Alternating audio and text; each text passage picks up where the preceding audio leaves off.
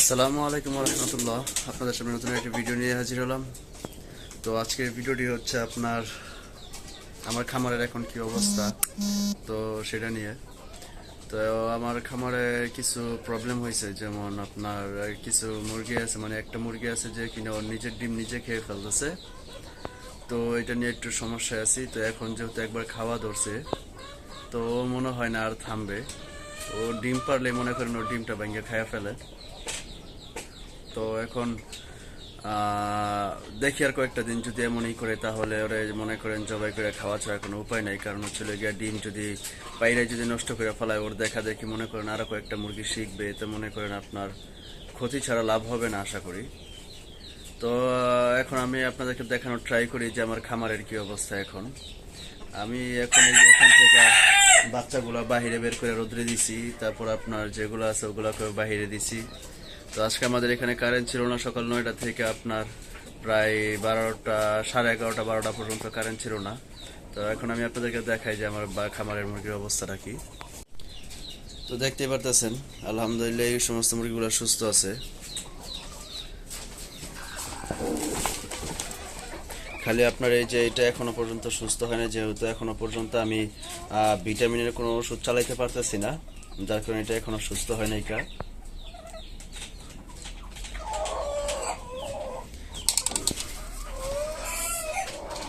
এটাও সুস্থ হয় নাই, একই মানে সেম সমস্যা। আর আমার এখানে মনে করেন যে মুরগিটা ডিম ভেঙে খাইয়ে ফেলে, সেটা হইলে গিয়ে যে পাশের ছোটটা, ওই যে হলুদ পালাটা, এইটা এটা মনে করেন ডিম খাইয়ে ফেলে। আর এই হচ্ছে আপনার মোরগ আর মুরগি, মানে সব খাবার খাইছে যেটার ভিতরে ভালো ভিটামিন সেটাই খায় নাই। যেমন এই যে আপনার লেয়ার লেয়ার ওয়ানের ভিতর আপনার যে গুঁড়াগুলো আছে এগুলোই খায় নাই কা। আর এই মুরগিটা কুচে হয়েছে, তো ওর নিচে আর কি ডিম দিয়ে বসাবো না, এরকম কোনো প্ল্যান নাই বসানোর। তো এখন মনে করেন মুরগির একটা সমস্যা চলতেছে, তাই আমি চাইতেছি যে ও আর কি আরও কিছুদিন কুচিতে খাওয়া দাওয়া করুক, তখন দেখা গেছে আপনার শরীরের যে ইটা আছে, মানে দুর্বলতাটা, সেটা কেটে যাবে। তখন এটা আর কি মুরগির সাথে দিয়ে দেওয়া আর কি আবার ডিমের প্রোডাকশন আইনে ফেলবো। তো এখন মনে করেন দিয়ে দিলে হইব কি, মাঝখানে এই কয়েকটা দিন আগে ডিম পারছে, এখন যদি আবার ডিম পারে ওর শরীরের গ্রোথটা নষ্ট হয়ে যাবো, যার কারণে আর কি আমি এখন আর কি এটা চাইতেছি না। তো এখন আমি আপনাদেরকে বাহিরে নিয়ে যাওয়া দেখাই যে আমার মুরগির বাহিরের কি বাহিরের অবস্থাটা কি। তো এই তো একটা খাঁচা, এটা মনে করেন রেডি করা হয়েছে। এটা দিয়ে গেছে আমার এক বাগিনা। এই যে মোটামুটি হাইটও ভালো আছে, এমনি মেবি আপনার 2.5 ফিটের উপরে আছে, প্রায় না 2.5 ফিট কি, আপনার প্রায় 3 ফিটের মতন আছে এটা। তো ওই পারজানি এই সমস্ত ফাঁকাগুলা বড়, তো চিন্তা করছি এগুলোর ভিতরে বাচ্চাগুলো রাখবো। তো এখান দিয়ে এই ফাঁকাগুলা দিয়ে আর কি বাচ্চাগুলো বের হয়ে যায়।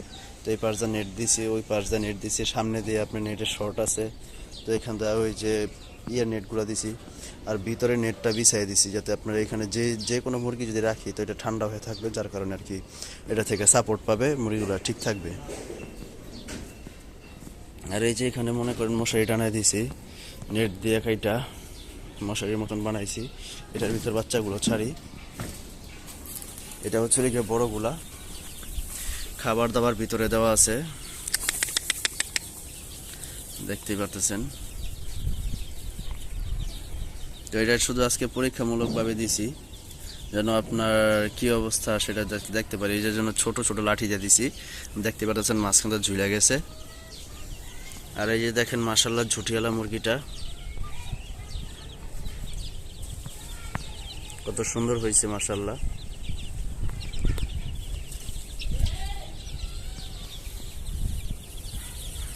আর ওইখানে আরেকটা আছে।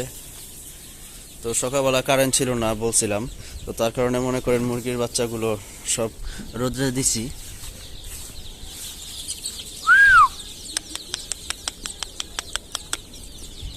এখানে আছে 60 পিস বাচ্চা। ওই যে একটা মুরগির বাচ্চা নেট দিয়ে বাহিরে চলে গেছে, কিভাবে সেটা বলতে পারি না, এটাকে ধরে ভিতরে ঢুকাইতে হবে। তো এই হচ্ছে মনে করেন আজকে অবস্থা।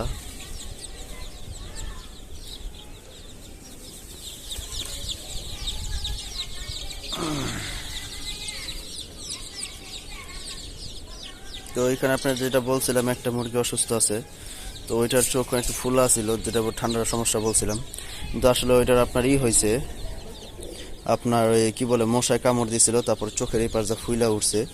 ওই যে বাচ্চাটা দেখাই, এই যে দেখেন একবারে করোনার একটা, ওই যে চোখের ভিতর মশায় কামড় দিয়েছিল।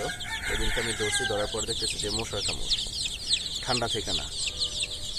তো মশার কামড়ের থেকে এটার কি হয়েছে। এমনি মুরগি সুস্থ আছে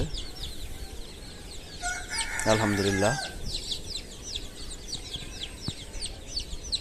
আর আমার ভিডিওটি কে কোথা থেকে দেখতেছেন অবশ্যই কমেন্টসে জানিয়ে দিবেন। আর ভিডিওটি ভালো লাগে থাকলে অবশ্যই লাইক, কমেন্টস এবং সাবস্ক্রাইব করে দিবেন। তো সবাই ভালো থাকবেন। আসসালামু আলাইকুম।